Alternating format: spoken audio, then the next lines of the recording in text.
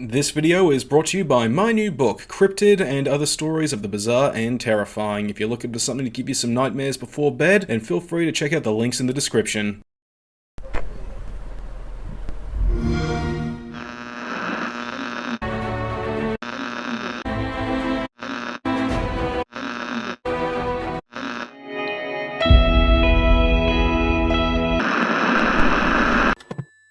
Back in 2018, Pathfinder Kingmaker was released. It gave the Pathfinder RPG its long overdue adaptation to go up against Dungeons & Dragons' vast library of iconic games. Now, Owlcat Games is back and they brought us the sequel, Wrath of the Righteous. While Kingmaker focused on becoming a king and managing a kingdom, Wrath of the Righteous focuses its attention on managing a military crusade, giving the game a slew of new challenges, themes, and perils that really set this apart from its prequel, on top of being the digital embodiment of cocaine, ecstasy, and crocodile, which is why I do not recommend you play this game. It is too good. 10 out of 10, one of the best games to come out this decade. Don't play it. Now, if you're still watching after that ringing endorsement, I'll be more than happy to tell you why this game is just too good for its own good. Distract them from me!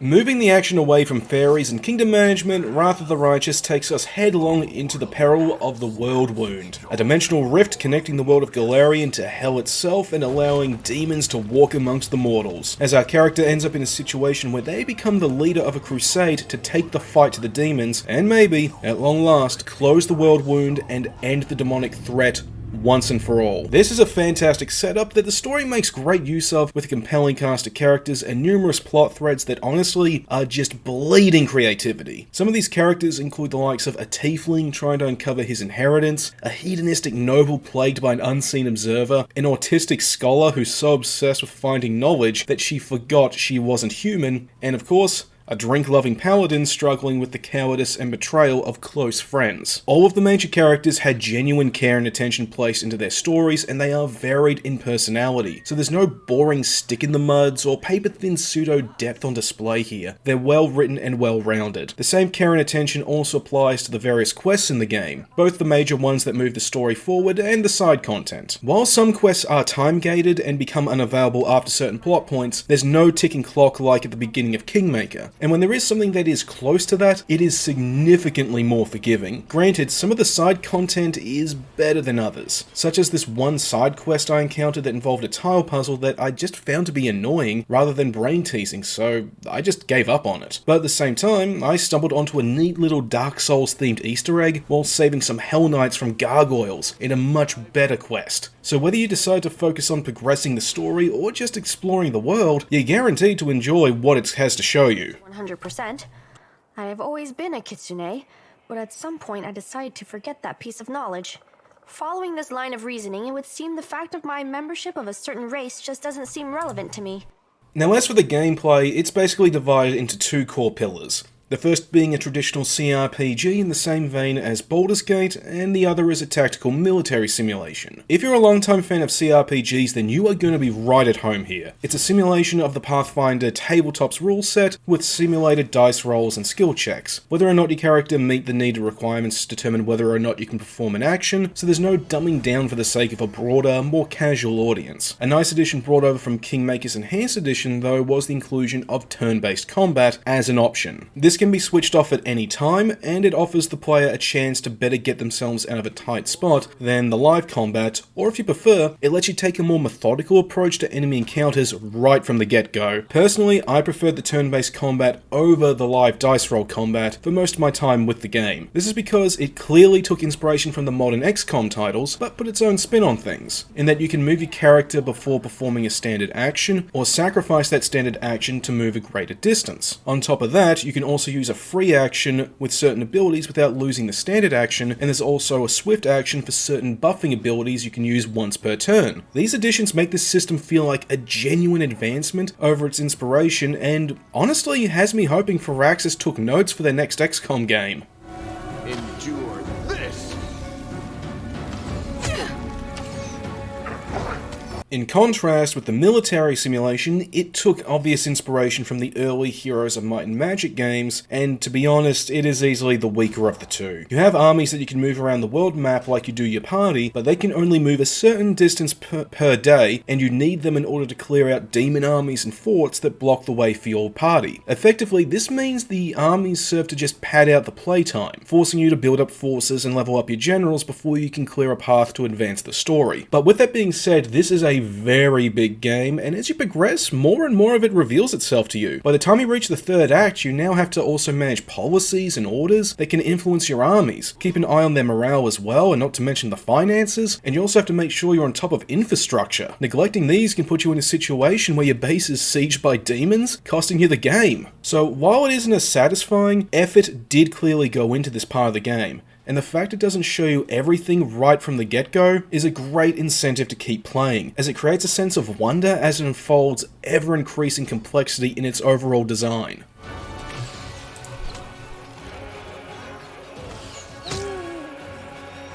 One of the things that really got me interested in this game back with its Kickstarter campaign was a particular mechanic, the Mythic Path system. This is where you choose a path to take a character down as they transform into a god. This works as a separate progression system that runs parallel to the standard leveling system. The difference is that rather than by building up XP until you level up, your character's mythic level increases at certain points in the narrative, giving you access to the most powerful abilities in the game and also changing the story and your character's appearance. And let me tell you, there are a lot of options to choose from angel to demon to trickster to lich to time god and even a living locust swarm. This is awesome since each path carries with it different pros and cons that can radically alter how the game plays and how the story plays out. For example, if you make the choices to become a living locust swarm, then all of your partners will abandon you. But to make up for this, you're given a cloning ability to plug the gaping gaps in your formation. But like me, if you chose the trickster path, you then gain access to an all-new political faction that'll have influence over the narrative. Honestly, it's great to see that this game's marquee mechanic did not end up an overblown gimmick. It actually has weight behind it.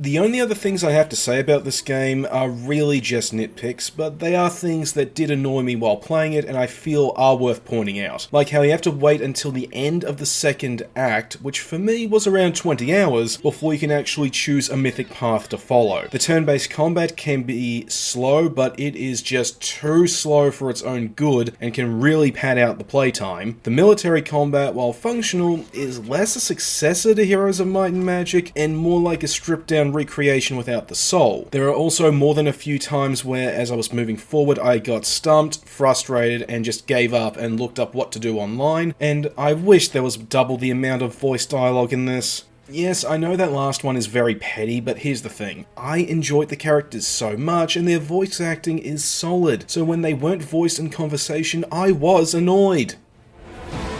Make every strike count. That stuff aside, Wrath of the Righteous is a terrific game. It offers an engaging role-playing experience. Regardless if you're an experienced player or a newcomer to the Pathfinder IP, this title has an ungodly amount of content waiting for you to experience. 10 out of 10, easily one of the best games I've played in a very long time.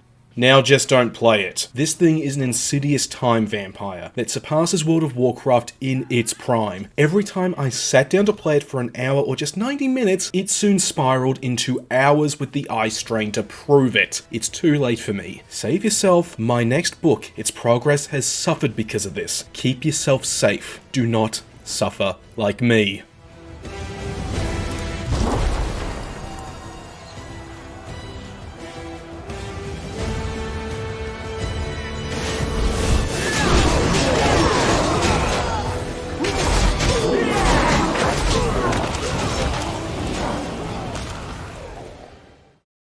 Hey, alright, thanks for checking out this review. Hope you all enjoyed it, and if you really liked it, then by all means hit the like and the subscribe buttons. Now for the next game review, I'm planning to take a look at a game that I've actually already played a fair bit of in recent days, but I've just been looking for an excuse to really sink my teeth into: Dead by Daylight. And good news, I'm planning to at long last get back into the rhythm of doing movie reviews, and just in time for Halloween this season of the witch, so expect some horror movie reviews in the near future. I got all that and more coming up, so please stick around.